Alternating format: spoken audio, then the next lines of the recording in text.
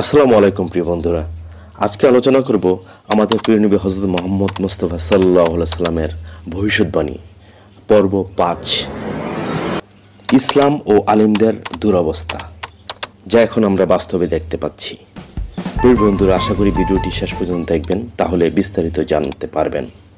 বন্ধুরা, যদি আমাদের এই ইসলামিক চ্যানেলটিতে নতুন হয়ে থাকেন তাহলে চ্যানেলটিতে সাবস্ক্রাইব করতে ভুলবেন না, এবং এই ধরনের ভিডিও সবসময় পেতে চাইলে পাশের বেল আইকনের অল বাটনে ক্লিক করে রাখুন। এখন বিস্তারিত আলোচনায় আসা যাক।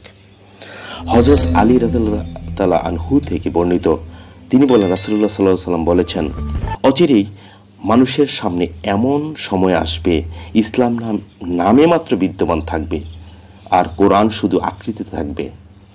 তাদের মসজিদগুলো সুউচ্চ হবে এবং হিদায়াত থেকে শূন্য হবে। সেই যুগে তাদের আলিমগণ আসমানের নিচের সর্বাপেক্ষা নিকৃষ্ট হবে। তাদের থেকেই ফিতনা বিপর্যয় উদ্ভূত হবে এবং তাদের মাঝেই প্রত্যাবর্তন করবে এবং ঘুরপাক খাবে। বাইহাকি মিশকাত, পৃষ্ঠা 38। এর ব্যাখ্যা হলো, নামে মাত্র ইসলাম থাকবে, ইসলামের আদর্শ থাকবে না। বাহ্যিক কিছু আমল ইবাদত থাকলেও তা হবে প্রাণহীন ও রুহানিয়াত শূন্য। আর কোরআন শুধু শব্দে, বাক্যে, বাহ্যিক অবয়বে পরিলক্ষিত হবে, কিন্তু এর প্রতি আদব, তার জ্ঞান অর্জন ও যথাযথ আমল থাকবে না। এর অর্থ এমনও হতে পারে যে সুন্দর স্বরে কোরআন পাঠ করা হবে, এর অর্থের প্রতি চিন্তা, এর আদেশ নিষেধ মান্য করা হবে না। সজ্জিত ও সুউচ্চ মসজিদসমূহ নির্মিত হবে, সুন্দর বিছানা বিছানো হবে। এগুলো অধিকাংশই হারাম মাল দ্বারা নির্মিত হবে। আর হিদায়াত না থাকার দুটি অর্থ হতে পারে।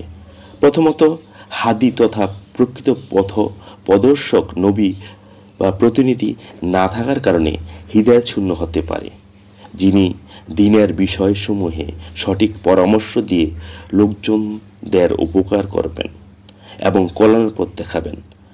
দ্বিতীয়ত, মসজিদে অবৈধ শরীয়ত বিরুদ্ধ বেহায়া কাজের চর্চা বিদ্যমান থাকবে।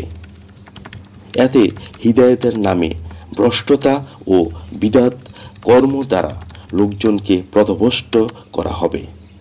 মসজিদগুলো মূলত প্রাণহীন, নিষ্ঠাহীন, ধ্যান খেয়াল বিবর্জিত, নামাজ, জামায়াত, ইকামাত ও আজান সর্বস্ব হবে।